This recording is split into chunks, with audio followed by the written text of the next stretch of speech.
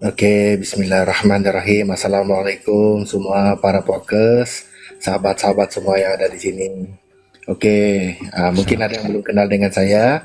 Oke, nama saya Abang Ali, ataupun boleh panggil Catfish ataupun Abang Ali ya. Saya daripada Sabah, dan usia sudah 40 lebih, dan saya malam ini saya ingin kongsikan cerita saya mengenai pengalaman saya sewaktu saya masih muda lah.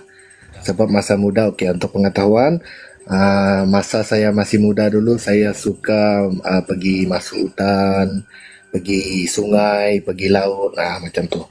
Dan kerja pun dah macam-macam saya cuba, saya buat.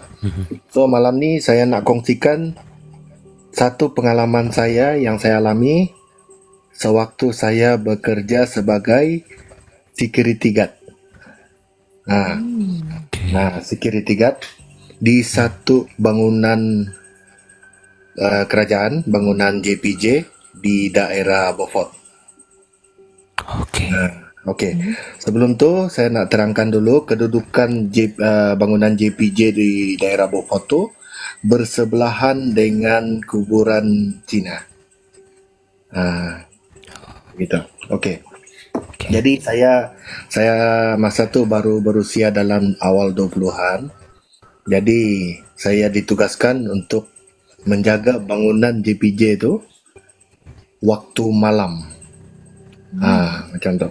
Jadi kan ada satu hari tu saya masuk pukul 7 malam dan habis shift pukul 7 pagi. Okey.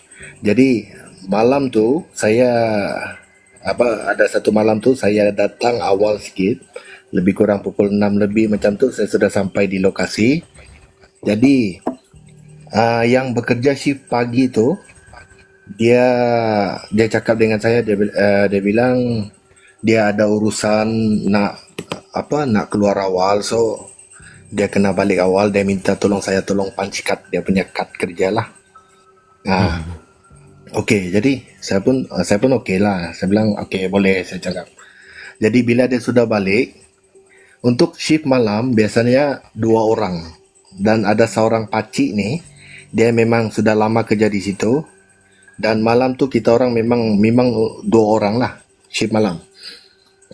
Jadi kan sudah pukul 7 malam, saya pun tutup pintu, tutup gate besar, saya kunci, lepas tu saya duduk dekat pondok, saya stay, saya buat laporan apa semua. Dan juga cara kerja tu kita orang biasanya kalau yang kerja security guard dia akan tahulah setiap 2 jam akan ada kunci jam. Dia setiap satu-satu lubang Clocking. gitu. Ya betul. Jadi malam tu pukul 7 tu saya start kerja. Okey, saya buat kunci jam untuk jam yang pertama. Lepas selesai buat kunci jam tu lebih kurang dekat jam 8 sebab kawasan tu agak besar. Kena keliling lah. Ada di sudut-sudut lah kunci tu. Jadi sudah pukul 8 lebih macam tu, lepas saya makan malam, saya terima satu panggilan.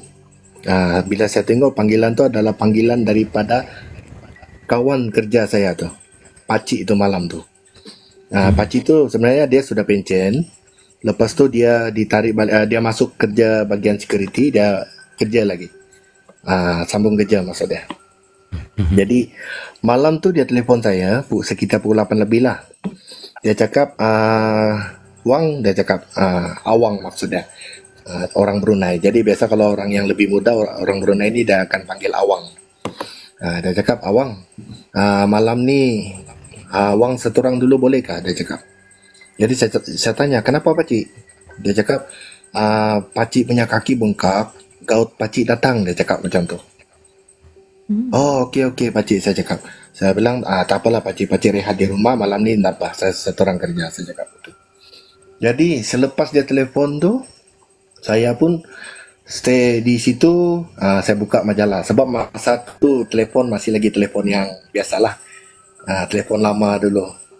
Tak boleh buka YouTube ke apa, belum ada masa tu. Jadi saya just baca-baca majalah yang ada di dalam pondok security itu. Pukul 9 lebih saya rasa perut memulas. Saya bilang alamak, sakit perut pula. Jadi kan di pondok security itu tak ada tandas. Jadi kita orang biasa dia kongsi tandas dengan bangunan JPJ yang ada di situ. Oh. Jadi kan kunci memang kita pegang kunci, satu kunci dan satu lagi memang ada di dekat dalaman lah pejabat tu JPJ. Jadi saya capai kunci, saya terus pergi tandas. Okey, kedudukan tandas tu di tepi bangunan JPJ, di tepi pagar dan di sebelah pagar tu adalah kuburan Cina. Kuburan lama, kawasan kuburan Cina dia memang besar lah.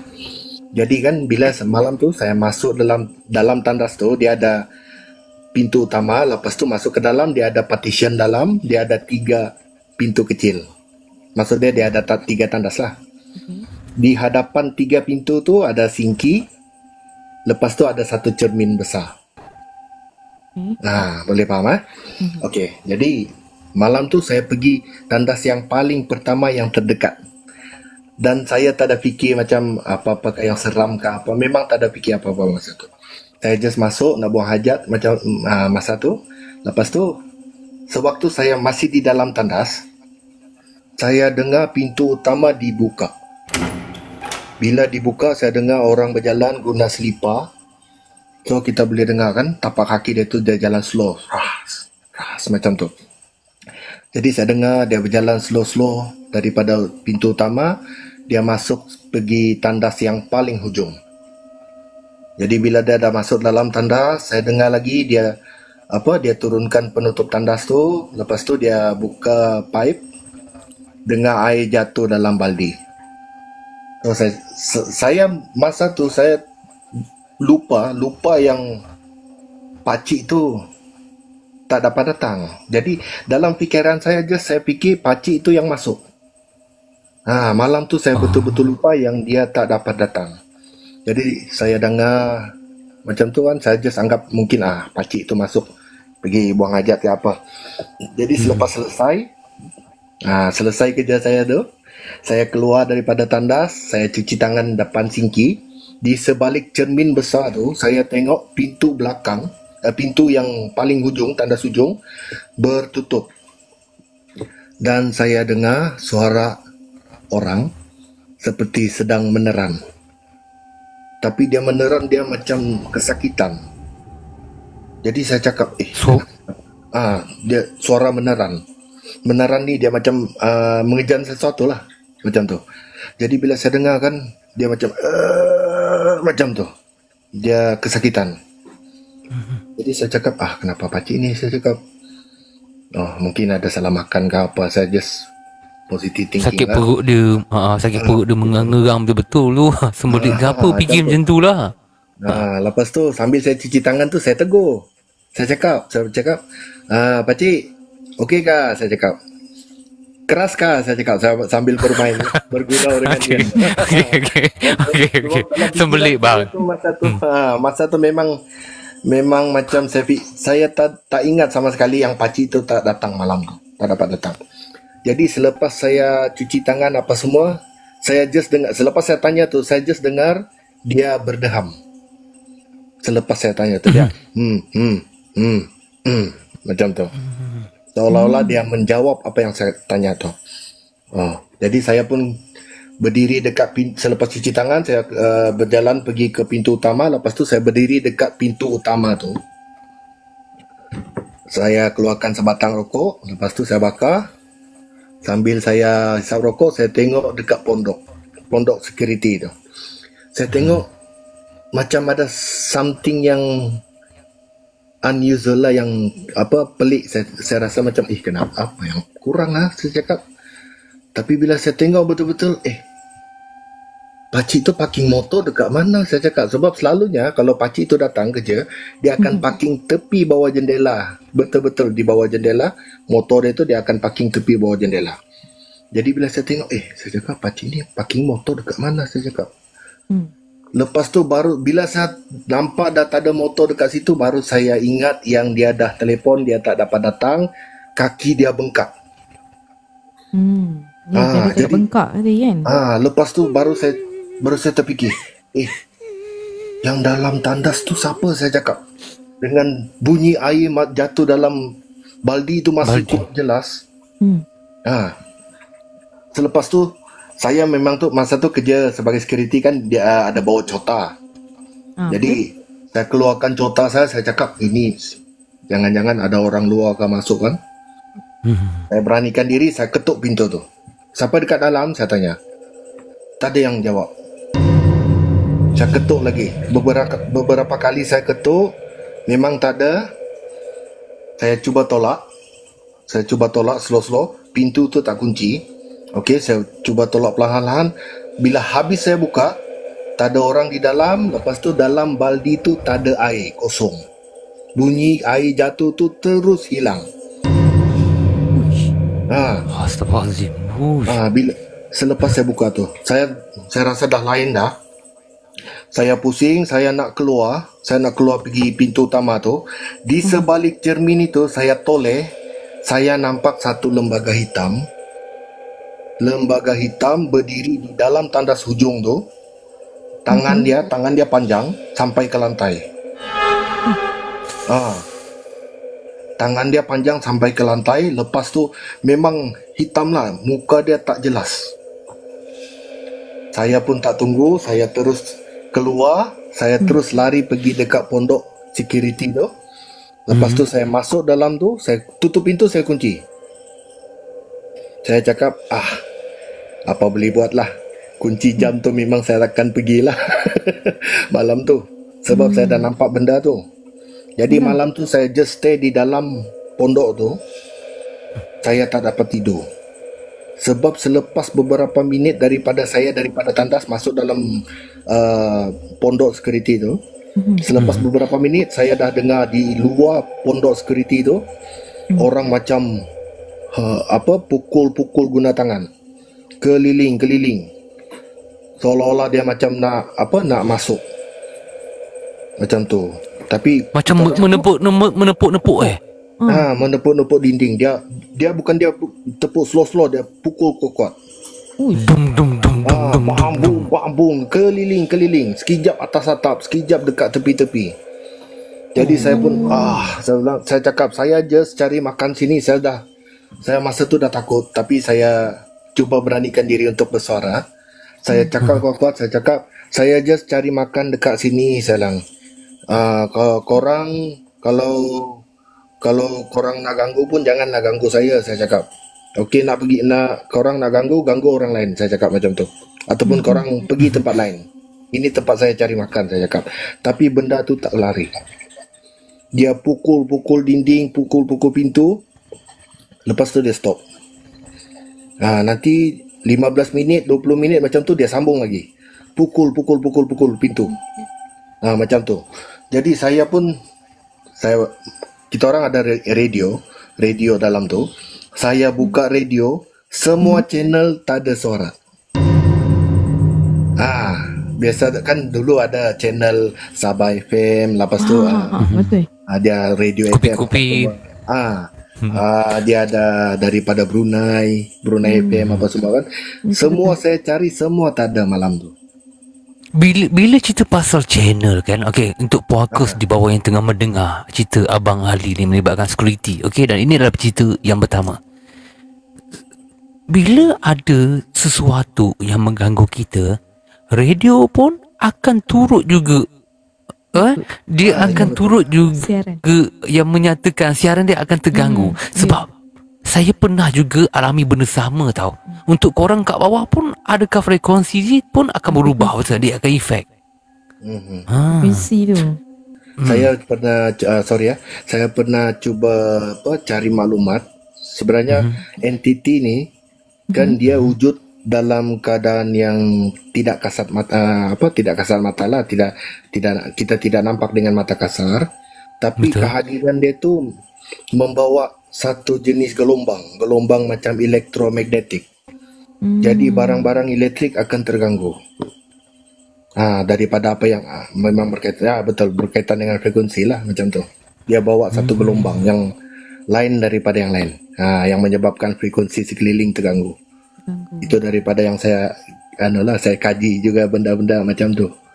Dia kaji bang, tapi dia dah terjadi bang. Abang cuba tukar channel dah hilang abang kan. Masa tu masih muda, jadi saya tak pernah kaji lagi. Saya just macam cuba tukar channel, tak jumpa malam tu. Jadi selepas kejadian tu kan, sehinggalah pukul 5 lebih pagi, okey, dekat-dekat 5:30 macam tu, dengar bunyi azan dekat seberang kampung. Belakang tu JPJ, belakang bangunan JPJ ada satu kampung di sana. Jadi di sana tu perkampungan orang Muslim, jadi ada surau, jadi pukul 5 lebih tu dah orang azan subuh lah. Selepas saya dengar bunyi azan subuh, baru bunyi gangguan tu stop. Dah tak ada pukul-pukul sana sini. Tapi walaupun dia dah stop, saya tak berani keluar masa tu sebab masih gelap. Begitu. Jadi sudah matahari naik, sudah cerah lah, langit dah cerah, baru saya keluar. Saya tengok keliling pondok tu bekas tangan, macam tangan tapi berlumpur. Tapak tangan keliling pondok tu. Tapi berlumpur. Berlumpur. Dia tepuk-tepuk tu. Dia seolah-olah macam tangan dia berlumpur kan, lepas tu dia tepuk-tepuk dinding tu. Macam tu. Dia berapa lama dia menepuk tu bang? Daripada selepas kejadian tu hinggalah ke pagi, sehingga azan subuh tu. Betul. Bila kita cerita pasal security ataupun kita panggil Pak Guard, okey, rata-rata ada juga kat bawah pun ada juga pengalaman melibatkan Pak Guard. Korang pun pernah juga, mungkin ada yang pernah kerja. Okey, dan kawan saya pun pernah juga kerja. Bila Abang Ali dikongsikan pengalaman dia sebagai security guard, tadi awal-awal tadi kalau korang dengar, Abang Ali disebut setiap 2 jam mereka akan kunci jam. Betul kan abang? Betul. Ya, betul. Jadi abang dah pukul subuh tu, orang dah azan dah. Okey, last clocking pukul apa bang? Last sebelum keluar jam 7. 7 lah saya. Jam 7. Jam 7 pagi. Jadi memang saya daripada malam tu sekali je, masa masuk jam 7 tu saya pergi buat kunci jam. Lebih sebab kawasan tu luas, jadi ada lebih kurang sejam lah. Saya pergi kunci. Lepas tu, selepas daripada tu dah tak ada. Sebab apa, saya nampak benda tu dekat dalam tandas. Tandas tu pun saya tak sempat nak kunci. Saya just dalam pondok tu sehingga pagi. Macam tu. Saya nampak tadi abang ada yang komen tadi daripada abang saya ke apa dia cakap tadi. Tapak tangan yang abang tengok tu kan, yang berlumpur tu, dia size dia macam manusia ke bang? Ke tapak tu besar bang? Dia besar lagi. Sama macam manusia. Oh sama. Sama macam manusia. Dia ada di keliling pondok tu lah, bekas tapak tangan tu. Dia saiz lebih kurang macam manusia. Tadi abang cakap yang tadi yang lembaga yang nampak dekat tandas tu, adakah lembaga tu dia memandang ke arah abang? Membelakang. Oh, membelakang. Just rambut lah. Rambut je lah nampak tu. Ya. Muka saya tak nampak. Saya just nampak badan, tangan dia tu panjang sampai ke lantai. Terjuntai sampai ke lantai. Diintai sampai ke lantai. Dan satu lagi, ada yang komen kat bawah ni, saya selit sekejap korang jangan lupa untuk follow Telegram BGO. Link ada dekat bio. Okey, sebab kita baru buat semalam. Yang dengar ni boleh je join grup BGO. Abang Ali umur 20-an tadi, betul tak? Masa tu lah. Okey, masa tu, yelah abang takkan pas sekarang berapa umur 20-an. Melampau bang, saya pun nak ikut juga. Okey. Masa tu umur abang 20-an. Okey, bila umur abang 20-an, kita ni kadang-kadang kan, saya pun sama juga. Kerja main-main je macam tu. Saya tak kerja lama pun, 6 bulan berhenti. Untuk abang pula, ke lama abang kerja security tu? Selepas mengalami kejadian tu, saya terus juga bekerja. Dan setiap kali saya shift malam, bila macam pakcik itu tak dapat datang, saya akan stay dekat kampung sebelah. Kampung sebelah tu ada kawan saya, dekat belakang tu. Jadi setiap kali nak kunci jam, saya akan bawa kawan lah. Macam kawan lah Seram. Ya. Sebenarnya Yelah. macam-macam lagi saya alami tempat tu. Sebenarnya ada satu malam tu lagi saya dengan pakcik tu, tapi ini just ringkas lah. Saya dengan Okey. pakcik tu dah tidur, saya pergi kunci jam. Sekitar pukul 3 lah, 3 pagi macam tu. Selepas saya kunci jam, saya balik dekat pondok, saya dengar bunyi apa? Bumbung bangunan JPJ tu macam ada benda lompat-lompat. Jadi bila saya toleh, saya nampak ada satu benda macam pocong lah dekat hujung dekat hujung atap bumbung bangunan JPJ tu, dia menghadap ke arah kuburan tu. Kubur Tanah Cina tu. kuburan. Ya betul. Pernah nampak macam tu. Lepas tu saya masuk dalam, saya tutup pintu. Dan saya kerja tu lebih kurang setengah tahun lah. Selepas tu Alhamdulillah. saya berhenti, saya tukar kerja lagi. Macam tu. Tadi abang ada sebut tadi kawan abang ada kat kampung sebelah abang kan? Okey, dekat Ya. Beaufort tu. Okey. Okey. Okey, kampung sebelah tu apa nama dia bang Kampung Bakalau.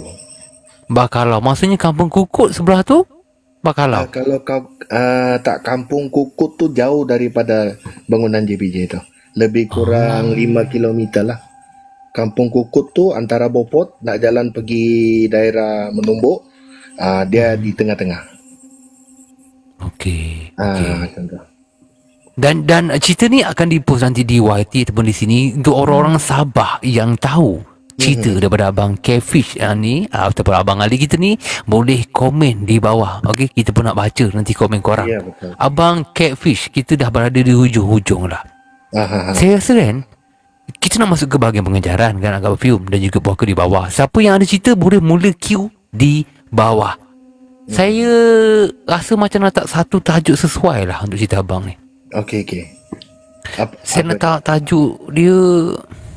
Akak Ufia pun rasa setuju tak dengan tajuk saya yang letak dan juga di bawah. Okay, apakah? Pakcik keras ke? Tu tajuk dia. Okey. Sebab saya rasa macam nak letak tajuk ni lah. Sebab macam ada orang tertanya, apa benda yang keras? Manusia ni. Betul. Betul. Itu sesuai sangat. Pakcik keras ke? Sudah apa yang keras ni? Saya rasa nak letak tajuk ni lah. Dengar nanti diorang tahu lah. Okay. Betul. Boleh. Boleh bang Ya, boleh. Ada pula komen kat bawah, hidup ni keras je abang saya. Okey, pengajaran untuk abang yang bercerita berkenaan dengan pengalaman security guard. Apa pengajaran abang ni cerita ni bang? Untuk semua sekalian mendengar. Okey, untuk pengajaran daripada pengalaman saya tu, setiap kerja tu kita kena kerja betul-betul lah. Dan juga benda-benda tu sebenarnya memang ada di mana-mana. Walaupun kita kerja apa sekalipun, tak kiralah siang kah, malam kah, sebenarnya benda tu semua wujud. Jadi daripada diri kita sendiri, kita kena berani. Lepas itu, saya pun tak berani sebenarnya, tapi kena beranikan dirilah. Dan lagi satu, setiap kali masuk ke dalam tandas, jangan lupa doa. Ya. Sebab Dua malam, masa tu saya masih muda kan. Lepas tu tak adalah fikir sangat nak doa ke apa ke. Masuk just main masuk macam tu je. Kita sebagai orang Islam, kita ada tertib nak masuk tandas, kaki kiri dulu. Lepas tu sebelum masuk tu kena baca doa dulu. Itu yang sebaiknya lah. Dan itu pesanan daripada saya. Jadi dan kepada yang Pak Gad juga ataupun yang muda-muda masih kerja dekat bawah, jangan takut. Tak kira kita kerja apa pun, benda tu sentiasa ada di mana-mana. Contoh, dan selamat bekerja. Selamat bekerja. Okey, itu dia pengalaman daripada abang Adi kita. Saya rasa macam dah ada kat stadium bola dah sekarang ni. Terima kasih. Yang kasih rezeki. Terima kasih yang kasih rezeki. Alhamdulillah. Okey. Segala urusan. Amin. Amin. Okey, saya nak beritahu korang semua, abang Ali kita ni dia pernah kongsikan, tak silap saya, mungkin 3 cerita yang dia pernah kongsikan. Okey, saya cuba ingat balik, okey, sekiranya yang cerita yang apa yang saya sebut ni belum dipost lagi, nanti korang boleh dapat tahu dah. Cerita ni datangnya daripada abang ahli kita. Satu, tak silap saya, cerita pertama melibatkan yang suka mancing tu, bukan Ya, abang kan? mancing. Ya, betul. Okey, dan yang kedua pula cerita melibatkan kawan dia yang nak tangkap tenggiling tu. Ke saya salah? Semua kita Abang sekali. Okey, nak sekali. abang Ali, kawan dia, ada 3 orang, dulu rajin tangkap tenggiling dulu. Okey, ada kisah yang berlaku di situ. Dan yang ketiga melibatkan keras ke tak, melibatkan gangguan di tandas ataupun di tempat kerja di masa abang Ali kerja security guard lah, macam tu. Ya, Ya, betul. Ya, betul. Jadi untuk korang yang nak nantikan ke mana yang mungkin dah ketinggalan tu kan cerita-cerita tu, nantikan nanti Ivan akan postkan di YT. So korang kena nak follow YT kita.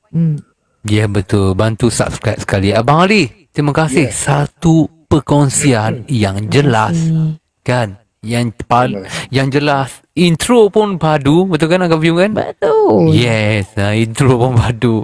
So apa pun, terima kasih Abang Ali. Ya, terima kasih. Assalamualaikum. Juga. Waalaikumsalam. Itu. Kisah-kisah seram dan misteri di bilik gelap. Sebelum korang terlupa, apa kata korang bantu like video ni dan juga subscribe tanda sokongan.